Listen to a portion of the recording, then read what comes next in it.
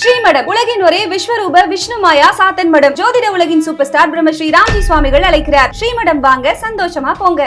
ஓம் come கணபதையே நமகா. உலகெங்கும் வாழும் ஸ்பிரிச்சுவல் டாக்ஸ் நேயர்களே, என் நெஞ்சம் நிறைந்த அன்பர்களே, உங்கள் அத்துணை பேருக்கும் உங்கள் ஆத்மார்த்த ஜோதிடர் நங்கநல்லூர் டாக்டர் பஞ்சநாதனின் இனிய காலை வணக்கங்கள். இன்னைக்கு நம்ம முக்கியமான ஒரு பதிவு பார்க்க போறோம். முக்கியமான தகவல் என்னுடைய நேயர்களுக்கு நான் சொல்ல விரும்புகிறேன். வரக்கூடிய மார்ச் மாதம் 3ஆம் தேதி பூரண சந்திர கிரகணம் நடைபெறப் போகிறது. சந்திர கிரகணம், பூரண சந்திர கிரகணம். இந்த சந்திர கிரகணம் அப்படின்னு வந்தாலே, கிரகணம் வந்தாலே அதனால் பல்வேறு விதமான மாற்றங்கள் மனித வாழ்க்கையில, உலக நடப்புகள்ல ஏற்படும் என்று நம்முடைய முன்னோர்கள் வகுத்திருக்கிறார்கள். இந்த கிரகணம் வரக்கூடிய மார்ச் மாதம் 3ஆம் தேதி மதியம் 3:20 ஆரம்பித்து இரவு 7:53 வரை நடைபெறப் போகிறது. இந்த கிரகண நேரம் இறைவனை வழிபடக்கூடியவர்களுக்கு அற்புதமான நேரம். இந்த கிரகணத்தினால என்ன லாபம்? நல்ல செய்தியை சொல்லணும் இல்லையா? கிரகணத்தினால என்ன லாபம்னா, பணக்காரர்களுக்கு நல்ல கொழுத்த பணக்காரர்கள் இருக்கிறார்கள் பாருங்க, இவங்களுக்கு தன நாசம் இருக்கும். ஆனால் ஏழைகளுக்கு நல்ல பண வரவு இருக்கும், நல்ல சுபிட்சம் இருக்கும். அதுதான் இந்த கிரகணம் சொல்கிறது. அது மாதிரி பால் உற்பத்தி நம்ம நாட்டில் அதிகரிக்கும். அது நம்ம ஒரு நல்ல விஷயங்கள் நிறைய இருக்கு. நம்ம ராசியில் ஒவ்வொன்றா இப்போ சொல்லிட்டு வர போகிறேன். இரவு 8 மணிக்கு குளிக்க போயிடணும். குளிச்சுட்டு அந்த கிரகணத்தை சாந்தி செய்து கொள்ள வேண்டும். இந்த கிரகணத்தினாலே நம்ம நாட்டில் அரசு மக்களுக்கு பல நன்மைகளை செய்யும், நலத்திட்டங்களை கொண்டு வரும். இந்த கிரகணத்துடைய அமைப்பு அப்படி இருக்கிறது. அதற்கு பின்னாலே அரசு பல நலத்திட்டங்களை மக்களுக்கு கொண்டு வரும். இதில் என்னன்னா, புதிய வகை வைரஸ் நோய் ஒன்று உலகத்தில் பரவும்னு இருக்கு. அதை தெரிஞ்சு வச்சுக்கோங்க. இந்த கிரகணத்திற்குரிய பரிகார மந்திரத்தையும் நான் சொல்லுவேன். நம்ம ராசிப்படி என்ன மந்திரம் எல்லாம் சொல்ல போறேன், கேட்டு வைத்துக் கொள்ளுங்கள், நல்ல பலனை பெறுங்கள்.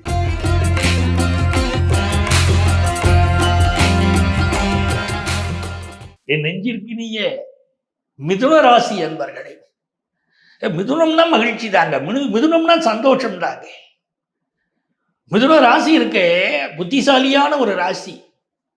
சார், வாழ்க்கையில் என்ன கஷ்டம் வந்தாலும் அந்த கஷ்டத்தை அனுபவிச்சு கொஞ்ச காலத்தில் அதை யோசிப்பாங்க. எதனாலயா கஷ்டம், இந்த கஷ்டத்தை எப்படி தீர்க்கிறது அப்படின்னு யோசிக்கக்கூடிய தன்மை மிதுன ராசிகிட்ட இருக்கு. அறிவு பயன்படுத்துவாங்க, சமயோச்சித புத்தியை பயன்படுத்துவாங்க. ஒரு வாடிக்கையாளர் வராருன்னா அப்படியே இவர் பேச்சில் அப்படியே மயங்கிடுவாங்க. அப்படி பேசக்கூடிய திறமை மிதுனராசி வியாபாரிகளுக்கு உண்டு. மிதுனராசிக்காரங்க நல்லா பேசுவாங்க, குழைய பேசுவாங்க. அந்த பேச்சு சாமர்த்தியம் இருக்கு பாருங்க, மிதுனராசியோட பிளஸ். இப்போ கிரகணம் எங்கிட்ட நடக்குதுங்கிறீங்க? உங்க ராசிக்கு 3ஆம் இடத்துல கிரகணம், பூரண சந்திர கிரகணம். மிதுனராசிக்கு 3ஆம் இடமான சூரியனுடைய வீட்டில் அங்கதானே கேது உட்கார்ந்துருக்காரு. பூரண சந்திர கிரகணம் அங்க இருக்கக்கூடிய பூரம் நட்சத்திரத்தில் நிகழுது.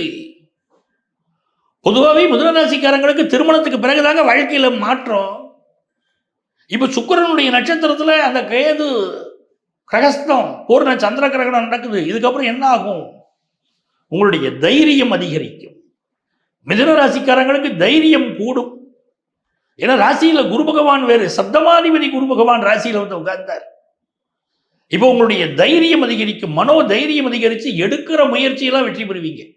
குறிப்பா குடும்பத்துல சுப நிகழ்ச்சி ஒன்று நடக்க போதுங்க. நல்ல காலம் பிறக்குது, நல்ல காலம் பிறக்குது. மிதுன ராசிக்கு நல்ல காலம் பிறக்குது. அந்த சூரிய பகவான் கூட எப்படி இருக்காரு? 9ஆம் இடத்துல உட்கார்ந்துருக்காரு. 3ஆம் இடத்துல சூரிய பகவான். வீட்டுல நல்ல பேச்சுவார்த்தை ஒன்று நடக்க போகுது. கல்யாணம் பற்றின பேச்சுவார்த்தை ஒன்று நடக்க போகுது. கல்யாணத்துக்கு காத்திருக்கிறவர்களுக்கெல்லாம் கல்யாணம் கூடி வருது. சுக்கிரனுடைய நட்சத்திரத்துல இந்த கிரகணம் நடக்குது பாருங்க. அதனால உங்களுக்கு எப்படி ஒரு கணக்குன்னா, உங்க வீட்டுல உங்க மகளுக்கு கல்யாணம் கூடி வந்துடும். மிதுன ராசிக்காரங்க மகளுக்கு திருமணத்துக்கு வரன் பார்த்துட்டு இருந்தீங்கன்னா, திருமணத்துக்கு வரன் கூடி வரப்போற நல்ல காலங்க.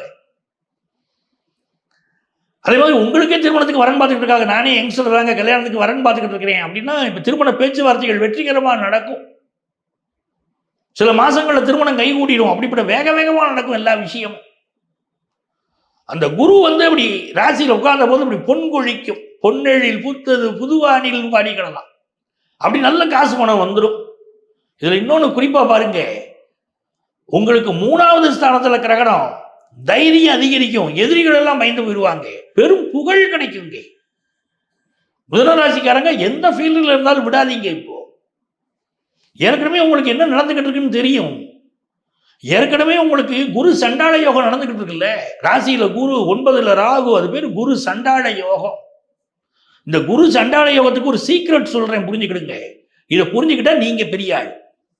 குரு சண்டாள யோகம் நடக்கும்போது யார் யார் கடுமையா உழைக்கிறாங்களோ,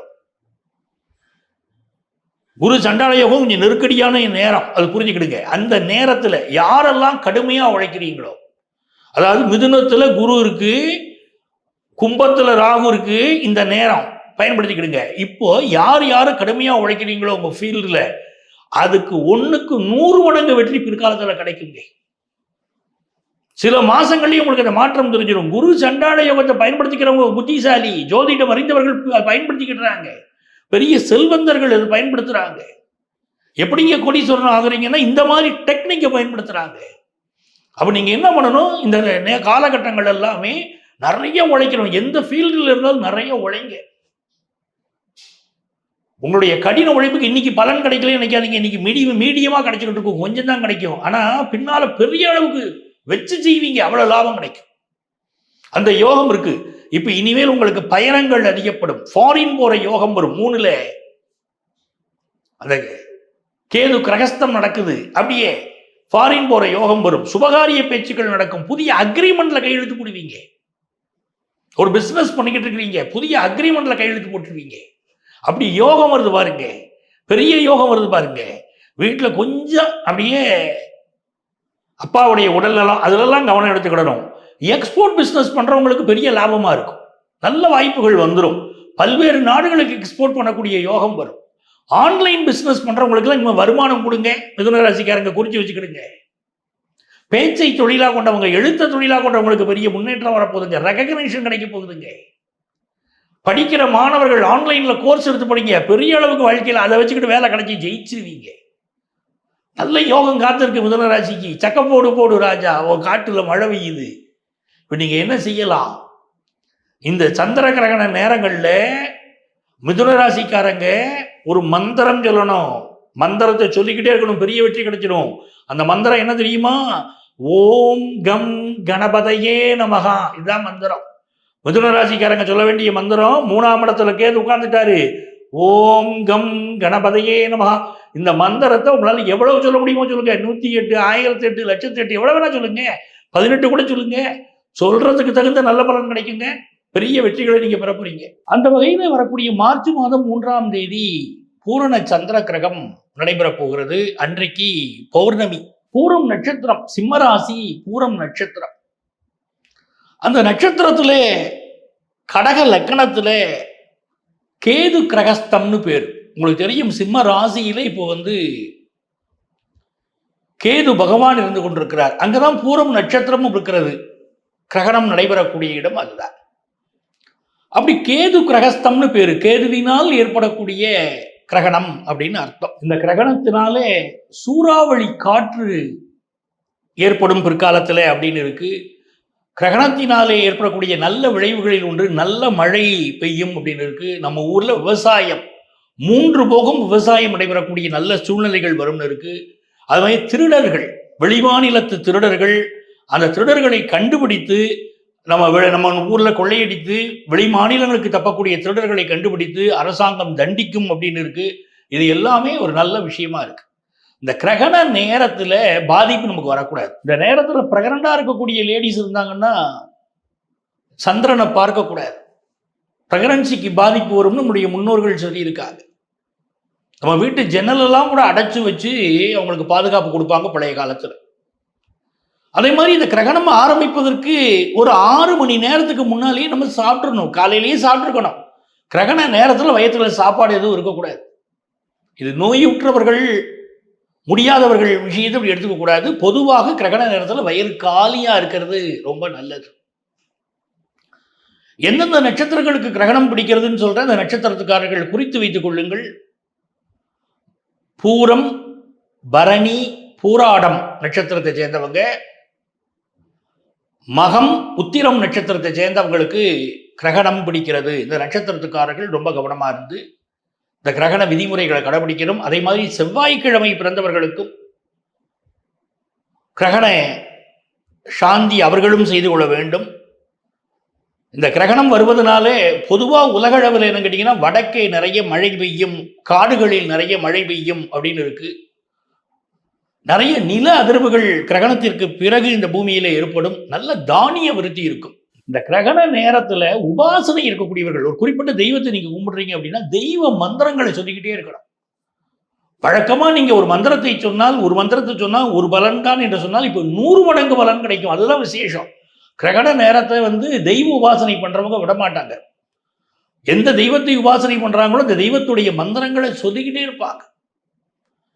நமக்கு நம்ம தெய்வத்தை உபாசனை பண்ணல, நம்ம சாதாரண மனிதர்களா இருக்கோம் அப்படின்னு சொன்னா நமக்கு பிடித்த தெய்வத்துடைய மந்திரத்தை சொல்லிக்கிட்டே இருக்கலாம். அந்த கிரகண சாந்திக்குன்னு ஏதாவது மந்திரம் உண்டானா அந்த மந்திரம் இருக்கு. அந்த மந்திரத்தை நான் சொல்றேன், குறிச்சு வச்சுக்கோங்க. இயன்றவர்கள் அதையும் சொல்லலாம். இந்திரோ அனலோ யமோ ரிஷோ வருணோ வாயு ரேவச்ச குபேர ஈஷோக் நந்து இந்த உபராக உத்தவ்யதாம் மம ரீரி என்று அந்த மந்திரம் வருகிறது. நான் திருப்பி சொல்றேன். இந்திரோ அனலோ யமோ ரிஷோ வருணோ வாயு ரேவச்ச குபேர ஈஷோக் நந்து இந்து உபராக உத்தவ்யதாம் மம ரீரி என்று அந்த மந்திரம் வருகிறது. அந்த மந்திரத்தை சொல்லலாம். சார் இவ்வளவு பெரிய மந்திரத்தெல்லாம் நாங்கள் எப்படி சார் சொல்றது அப்படின்னா, சிம்பிளான வழிமுறை உங்களுக்கு நான் சொல்லித்தரேன். நீங்க ஒரு 108 முறை ஓம் சந்திராய நமக ஓம் கேதுவே நமக அப்படிங்கிற மந்திரத்தை சொல்லலாம். இது சிம்பிளா சொல்லிட முடியும் இல்லையா? ஓம் சந்திராய நமக ஓம் கேதுவே நமக அப்படிங்கிற இந்த மந்திரத்தை 108 முறை நீங்க கிரகணம் முடிந்த பிறகு சொல்வதும் கூட ரொம்ப விசேஷம். சரிங்களா? அப்படி கிரகணம் முடிந்த உடனே குளிக்கணும். இந்த பௌர்ணமி சிரார்த்தம் கொடுப்பாங்க, திதி கொடுப்பாங்க, அவர்கள் மறுநாள் திதி கொடுக்கணும். பௌர்ணமி திதி கொடுக்கக்கூடியவர்கள் மறுநாள் திதி கொடுக்கணும். அப்ப இந்த நிகழ்ச்சியில இந்த சந்திர கிரகணத்தினால் ஏற்படக்கூடிய பலன்கள் எப்படி இருக்க போறதுன்னு நான் சொல்லிட்டேன். நேயர்கள் நான் சொல்லியிருக்கக்கூடிய பரிகாரங்களையும் சரியா செய்யுங்க. இந்த நிகழ்ச்சியை பார்த்து கொண்டிருக்கக்கூடிய நீங்கள் எங்களிடம் ஜோதிட ஆலோசனை பெற விரும்பினால் சென்னையில டி நகர்லையும் நங்கநல்லூர்லையும் நம்ம ஆபீஸ் இருக்கு. ப்ரியர் அப்பாயின்மெண்ட் வாங்கிட்டு என்ன நீங்க நேரடியாக சந்திக்கலாம். உங்கள் வாழ்க்கைக்கு வழிகாட்ட நான் காத்திருக்கிறேன். சார் எங்களால் நேரம் வர முடியல சார், சென்னைக்கு நேரம் உங்களை பார்க்க முடியல, நாங்கள் என்ன செய்யலாம் அப்படின்னு கேட்குறவங்க, இங்கே கொடுக்கப்பட்டிருக்கக்கூடிய எங்களுடைய செல்போன் நம்பர் தான் எங்களுடைய வாட்ஸ்அப் நம்பரும். அந்த நம்பரில் உங்களுடைய பெயர், தற்போது நீங்கள் வசிக்கக்கூடிய ஊரின் பெயரை குறிப்பிட்டு எங்களுக்கு ஆன்லைன் கன்சல்டேஷன் வேணும்னு கேட்டிங்கன்னா எங்கள் ஆஃபீஸே உங்களை காண்டாக்ட் பண்ணி அப்பாயின்மெண்ட் டீட்டெயில் சொல்லுவாங்க. என் அன்பிற்குரிய நேயர்களே, இந்த சந்திர கிரகணத்தை முழுமையாக பயன்படுத்திக் கொள்ளுங்கள். வாழ்க்கையிலே வெற்றி பெறுங்கள். வாழ்த்துக்கள்.